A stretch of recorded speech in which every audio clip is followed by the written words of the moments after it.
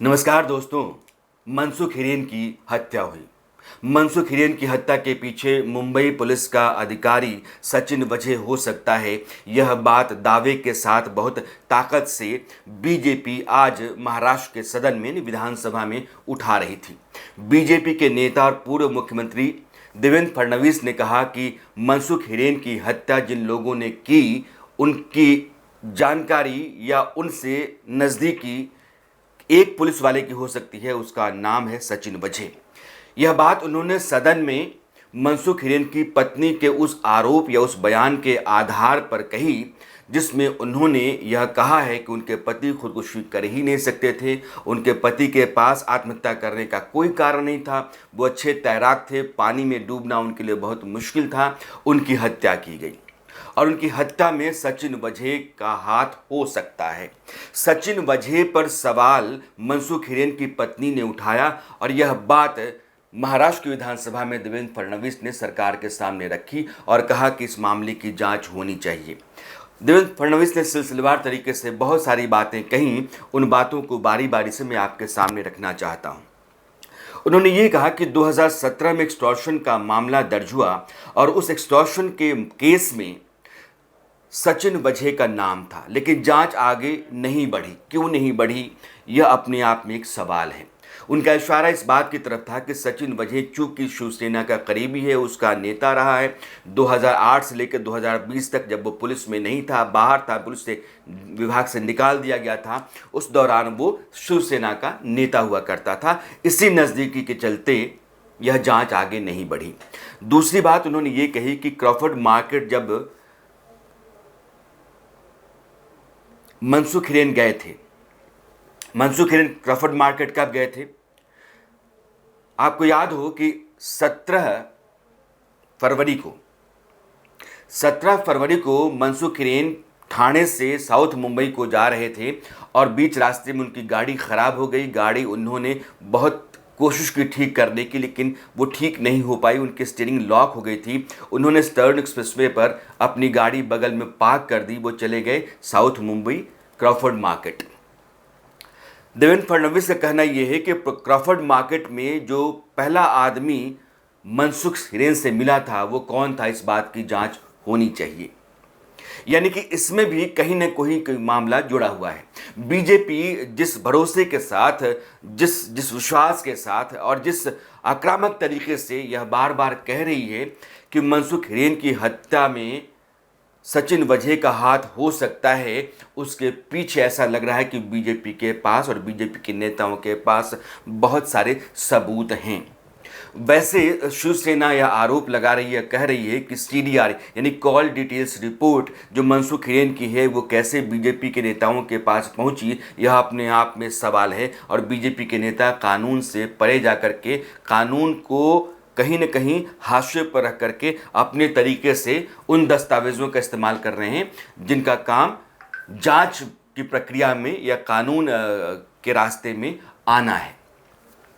BJP बार बार जो कह रही है, आज ऐसा पहली बार हुआ कि 2 बार विधानसभा स्थगित हुई और मुझे लगता है कि महाराष्ट्र के इतिहास में यह पहली बार होगा कि किसी पुलिस वाले के कारण विधानसभा की कार्यवाही 2 बार स्थगित हुई। एक बार 30 मिनट के लिए, आधे घंटे के लिए, दूसरी बार 10 मिनट के लिए, और बार बार हंगामा मनसुख हिरेन की मौत को लेकर के या उसकी हत्या को लेकर के था। और बीजेपी कह रही थी कि हत्या के पीछे सचिन वजह का हाथ है। यह आदमी जो पुलिस का अधिकारी है और कहीं ना कहीं यह शिवसेना के साए में, उसकी पनाह में रह रहा है, इसलिए यह बच रहा है। जांच आगे बढ़नी चाहिए और इस आदमी का चेहरा बेनकाब होना चाहिए। बीजेपी कमोबेश इसी मूड में है।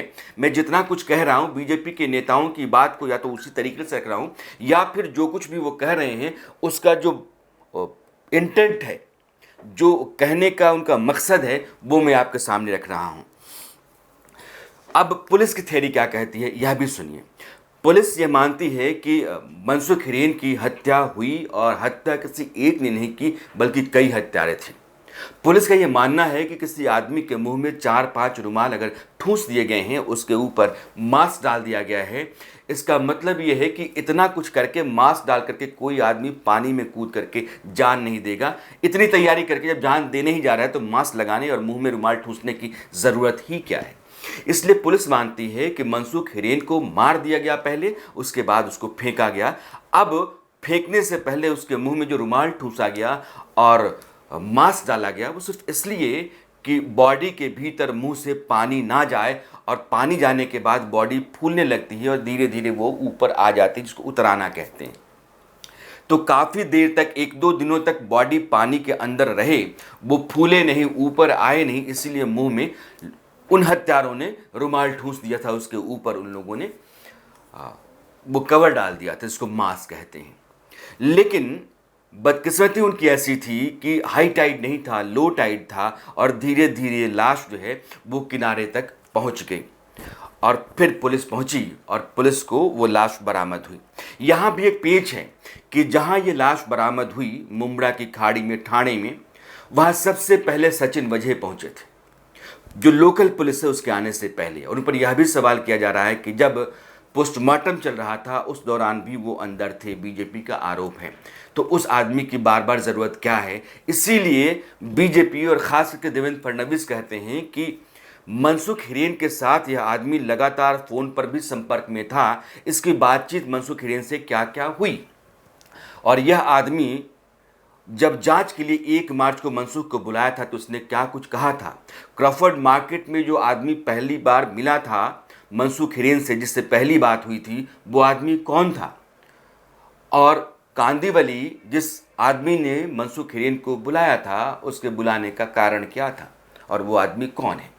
यह सब कुछ ऐसा है जैसा लगता है कि बीजेपी ने बहुत कुछ अपना जो होमवर्क है, ग्राउंड वर्क है, करने के बाद मनसूख हिरेन की हत्या को लेकर के वहाँ की उद्धव ठाकरे सरकार पर हावी हुई है, और उसका निशाना सचिन वाजे है। अब सवाल यह है कि मनसूख हिरेन की गाड़ी जब खराब हो गई, और ख़राब होने के बाद वो आदमी अगले दिन गया और गाड़ी गायब थी, यानी कि 18 फरवरी को।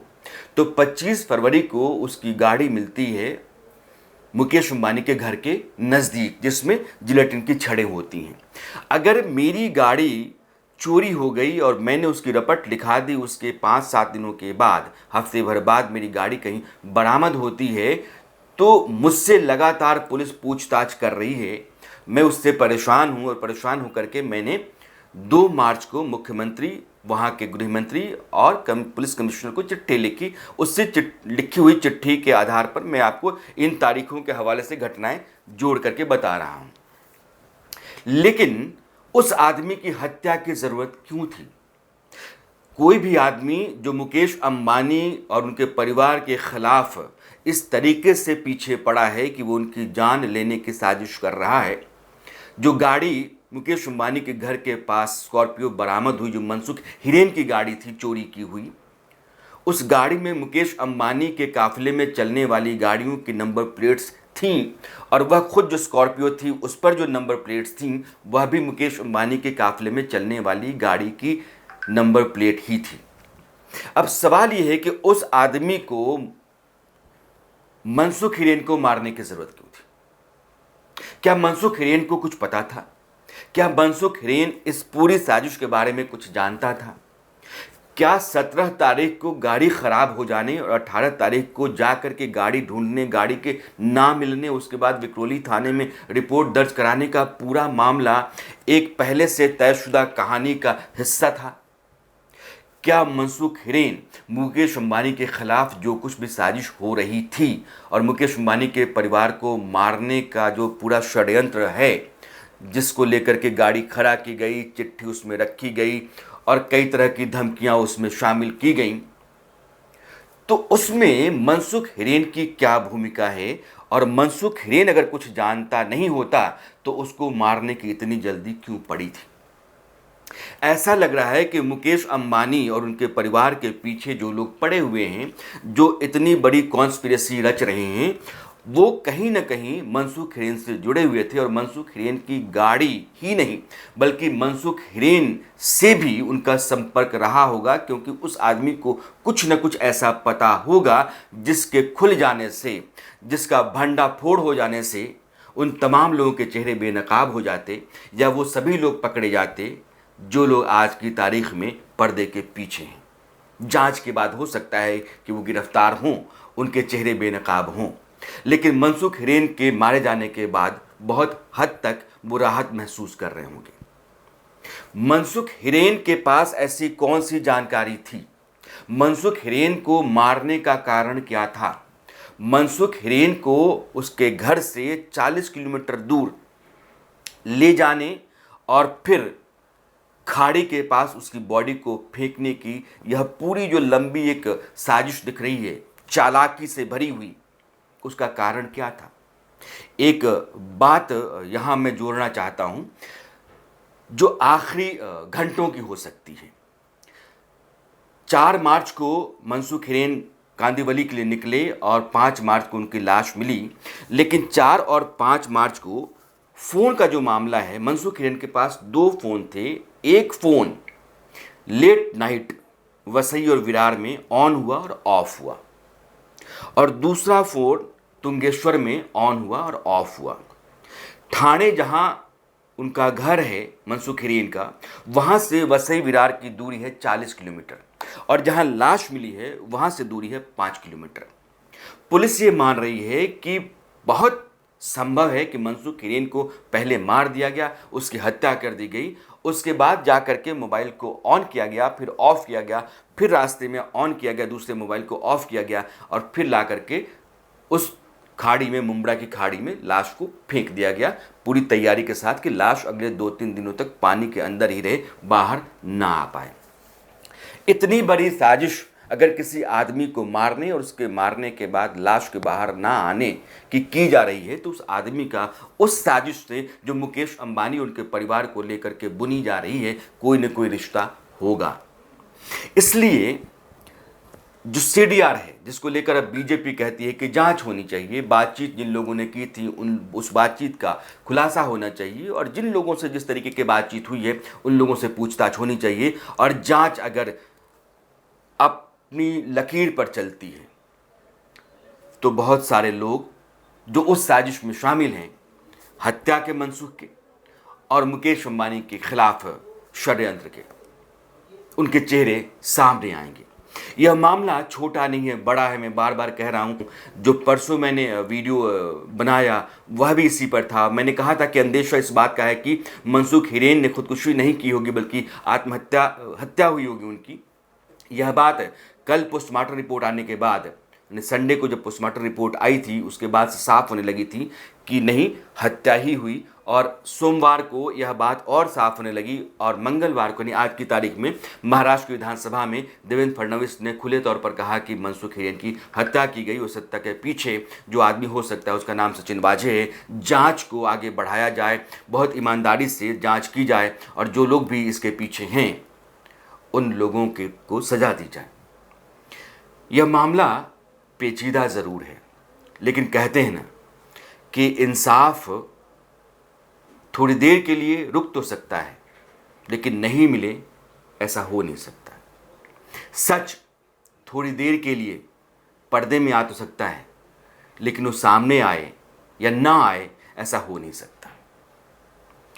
और बहुत संभव है कि मुकेश अंबानी के खिलाफ साजिश करने वाले और मनसुख हिरेन की हत्या करने वाले आने वाले समय में सामने आए और फिर उनको सजा हो। यह मामला जैसे जैसे बढ़ेगा, जांच जैसे जैसे बढ़ेगी, कुछ खुलासे जैसे जैसे होते रहेंगे, मैं आपसे जुड़ता रहूँगा। और इसलिए कि यह मामला छोटा नहीं है, मुझे हमेशा लगता है कि यह मामला बहुत बड़ा है। इसमें बहुत कुछ है जो पक रहा है, इसमें बहुत कुछ है जिसका सामने आना बहुत ज़रूरी है। यह मामला देश का बहुत संगीन और बहुत ही ख़तरनाक मामला है।